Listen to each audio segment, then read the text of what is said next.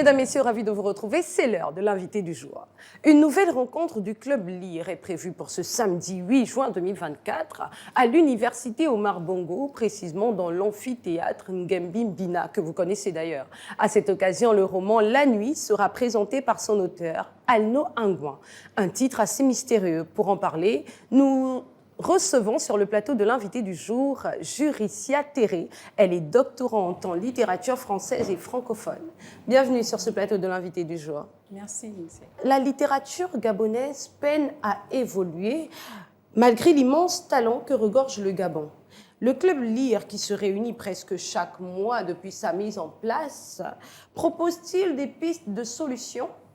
Oui, le Club Lire propose des pistes de solutions, en ce sens qu'il invite tous les amoureux de la littérature à se réunir afin de promouvoir la littérature gabonaise, mais aussi afin de connaître des nouveaux auteurs, et même des auteurs qui sont déjà connus, mais dont le lectorat n'a pas forcément une idée étendue, élargie. Et on sait très bien que parfois on peut avoir des questions, on peut avoir envie de connaître un peu plus que ce qu'on a lu. Donc le Club Lire permet vraiment de mettre la littérature en avant et de vraiment permettre à ce que les amoureux de la littérature puissent s'y joindre afin qu'ensemble on puisse élever la littérature et donner de l'intérêt à cette dernière auprès de la société. Et quel objectif envisagez-vous atteindre?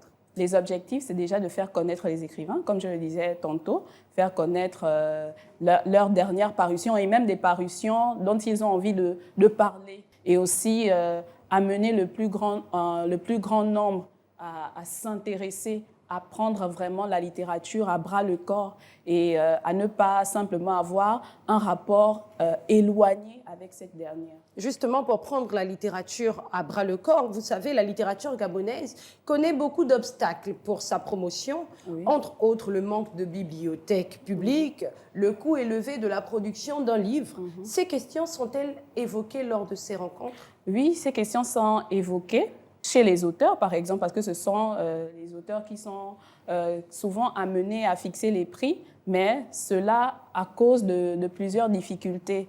Déjà, la plupart des maisons d'édition qui éditent les textes gabonais ne sont pas ici, en dehors des éditions de SAM et de la Maison gabonaise du livre, mais souvent les auteurs sollicitent des maisons d'édition d'ailleurs, et ce qui fait en sorte qu'il y a d'abord le coût les différents coûts que la maison d'édition met en avant pour faire le travail sur le livre et tout le reste, et après il va falloir faire venir le livre. Donc il y a cette difficulté. Et ici, c'est encore un peu difficile de pouvoir éditer un livre parce que tout n'est pas forcément réuni.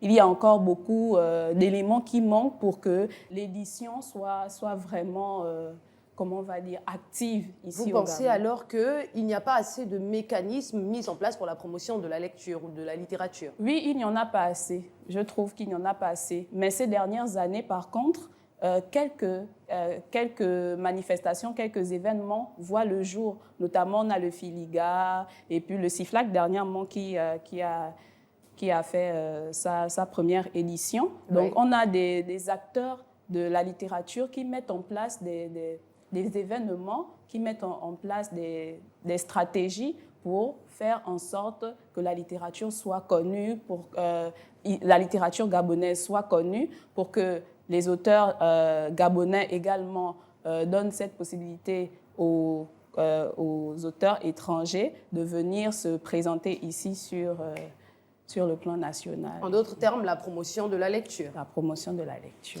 C'est la période des vacances, vous le savez. Oui, je le Ça sais. tombe bien, c'est une occasion de lire.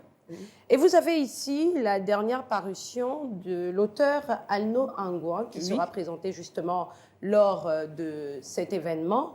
Dites-nous, pourquoi avoir porté votre choix sur cet auteur? Bon, déjà, le Club Lire reçoit plusieurs auteurs. On n'est pas limité.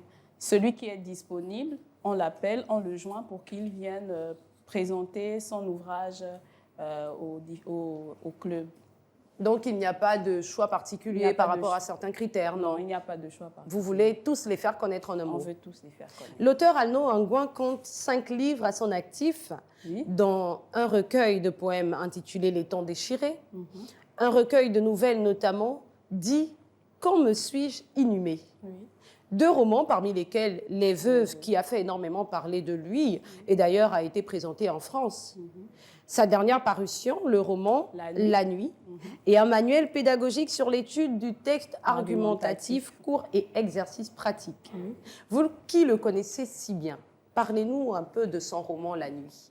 Donc, le roman La Nuit, c'est, comment on va dire, c'est un roman. C'est vrai qu'on considère souvent le roman noir comme étant le roman policier, mais moi je décris ici ce roman comme étant un roman noir. Vous le voyez déjà à travers le titre, La Nuit, qui va ici mettre en scène une société à l'intérieur de laquelle il y a plusieurs vices. On a l'occultisme, on a l'injustice, on a la corruption. Et dans cette société va se dresser différents personnages, des personnages variés, des personnages malheureux, des personnages chez lesquels il n'y a aucune lueur d'espoir en quelque sorte. Une histoire assez triste. Une histoire assez triste. Et ces derniers sont amenés à faire un choix, celui soit de se battre pour se frayer un chemin, et se construire son avenir, ou pactiser avec les ténèbres, pactiser avec la nuit pour aussi avoir pour parvenir en quelque sorte. D'accord, on comprend mieux le thème ou encore le titre, La Nuit, oui, parce qu'il y a un dilemme.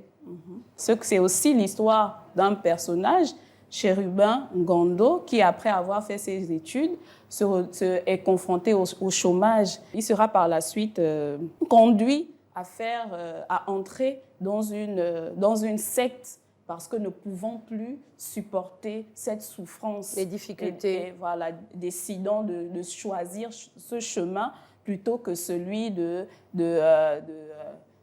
la souffrance dans laquelle il est, plutôt que celui du travail, de l'effort incessant. Donc, il veut absolument sortir de là.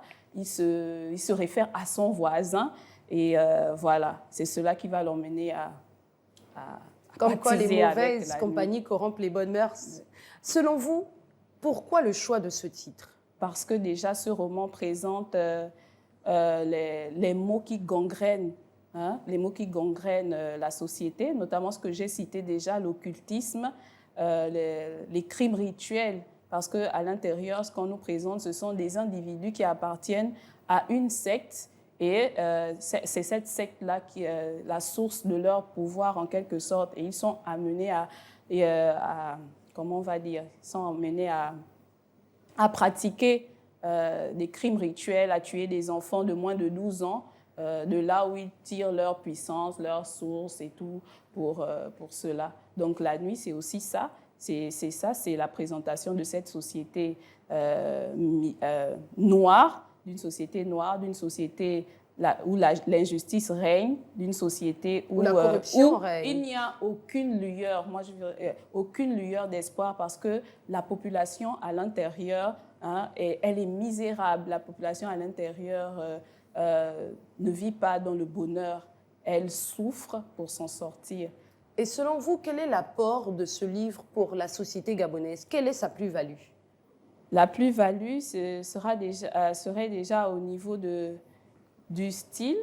Déjà au niveau du style, l'écrivain écrit avec une plume assez aisée. Il faut dire qu'il est aussi mystérieux. Quelque peu, oui, on peut dire ça, qu'il est mystérieux. Donc, qu'est-ce qu'il apporte à ces jeunes Gabonais? Pourquoi le lire? Pourquoi le lire? Moi, je crois que ce serait intéressant de le lire déjà pour savoir, parce qu'on nous présente, en dehors de Chérubin, il y a un autre personnage, c'est son ami.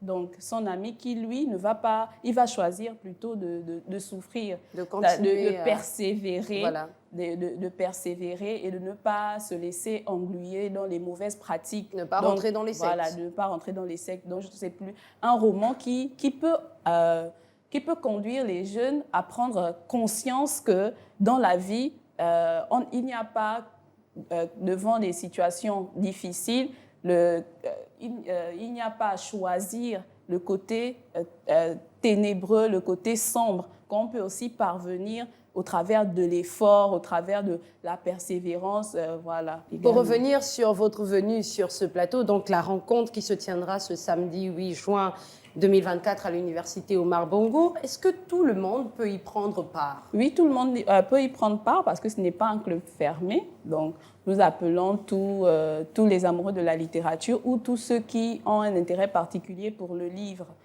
Donc, c'est ça. Et comment intégrer justement votre club pour les intéresser? Il faut faire une demande. On vient pour une première fois, vous pouvez venir déjà participer à l'événement qui se fera le 8 et après faire une demande auprès de... Il nous reste quelques minutes avant la fin de cette émission. On va sortir complètement du sujet. Arlette Laguiller, vous la connaissez? Femme politique française, elle a déclaré « lecture, une bonne façon d'enrichir sans voler personne ». Qu'en pensez-vous? Moi, je pense que la littérature, déjà, elle nous construit. Elle permet de nous définir.